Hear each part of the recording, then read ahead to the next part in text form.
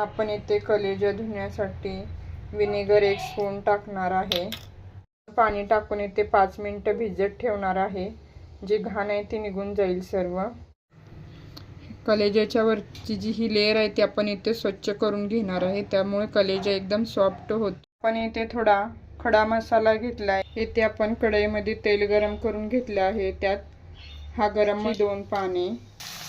इथे आपण बारीक चिरून कांदे टाकलेले आहे 4-5। आपण इथे मटन खिमा आणि कलेजा फ्राय असं बनवत आहे। त्यासाठी आपण इथे मटन स्वच्छ धुवून आणि कलेजाही इथे धुवून घेतलेला आहे स्वच्छ।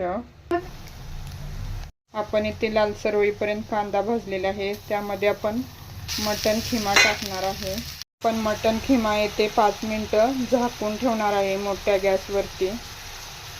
इथे मटन खिम्याला 5 मिनिटं झालेले आहेत। आपण आता इथे कलेजा टाकणार आहे। आपण इथे कलेजा छान हलवून घेणार आहे। कलेजा टाकल्यानंतर इथे गॅस आपण 5 मिनिटं मोठाच ठेवणार आहे। आपण इथे अद्रक लसूणची पेस्ट टाकणार आहे।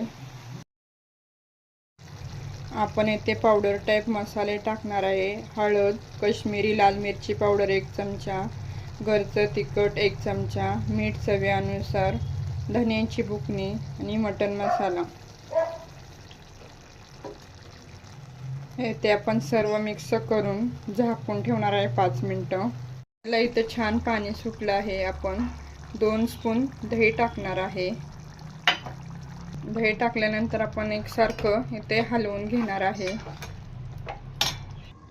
ताटाच्या वरती आपण गरम करायला ठेवलेलं पाणी आपण यामध्ये टाकणार आहे। तुमच्या आवडीनुसार कमी जास्त करू शकता।